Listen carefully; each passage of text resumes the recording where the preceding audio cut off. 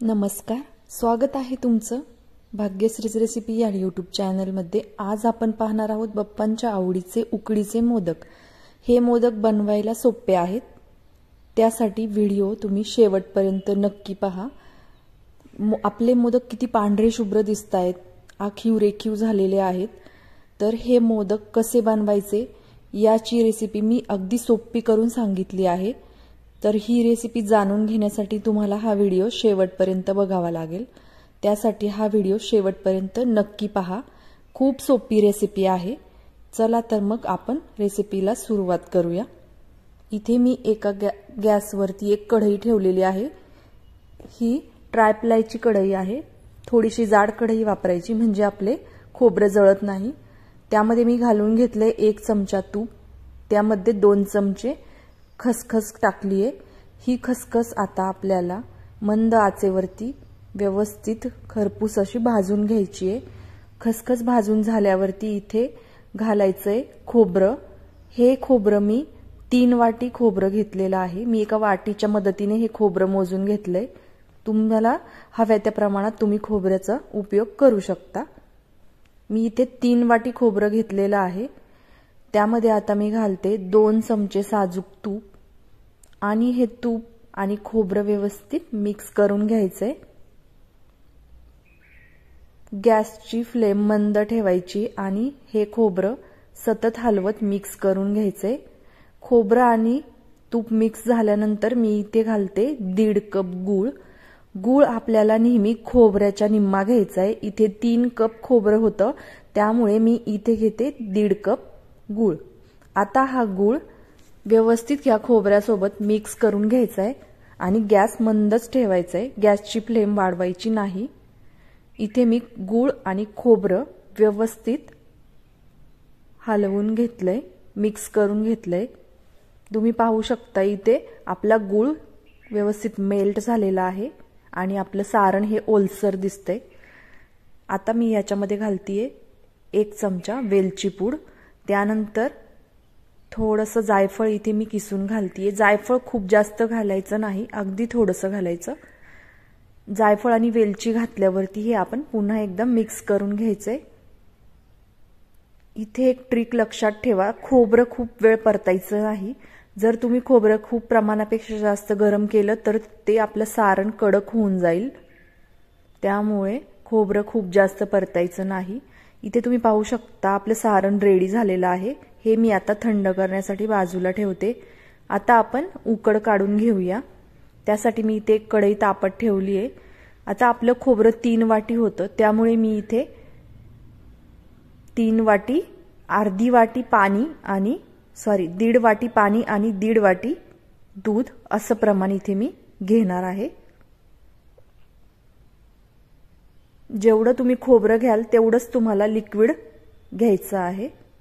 आता मी ह्याला चांगली उकळी काढली आहे आणि त्याच्यामध्ये 3 वाटी तांदळाची पिठी घातली आहे। ही पिठी मी विकत आणलेली आहे।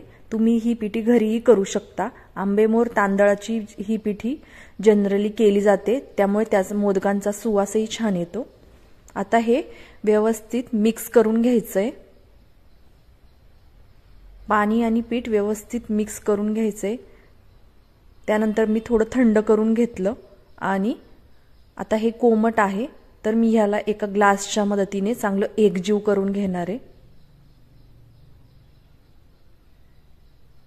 तुम्ही ते पाहू शकता व्हिडिओमध्ये मी कशा पद्धतीने इथे ग्लासनी थोडं त्याला एकजीव करून घेते। असं केल्यामुळे काय होतं, आपलं जे पीठ आहे ते व्यवस्थित असं मऊ लोण्यासारखं होतं।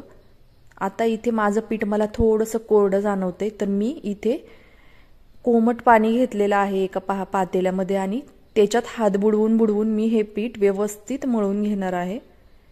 त्यामुळे काय होतं, पीठ आपलं मऊ लोण्यासारखं होतं।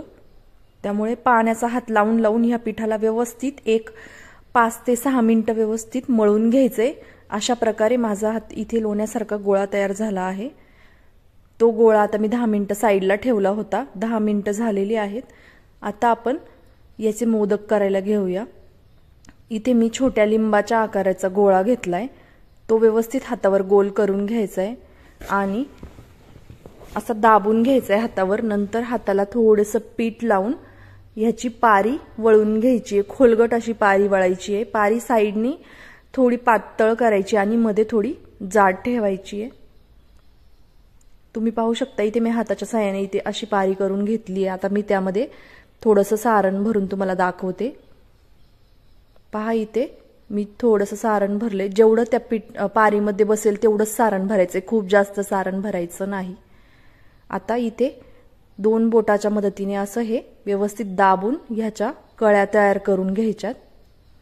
हे पीठ हाताला चिकटतं त्यामुळे हाताला बोटांना थोडंसं तांदळाची पिठी लावून मग हे दाबून घ्यायचे.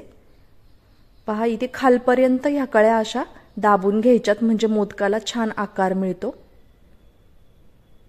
पहा व्हिडिओमध्ये मी कशा पद्धतीने दाबून घेते. खूप सोप्या पद्धतीने असा हा मोदक आपला तयार होणार आहे. काहीही अवघड नाही हा मोदक बनवायला. आता हे दाबून कळ्या पाडून झालेले आहे. आता हळूहळू वरच्या दिशेने याचं तोंड बंद करत हा मोदक मी छान दाबून घेणार आहे.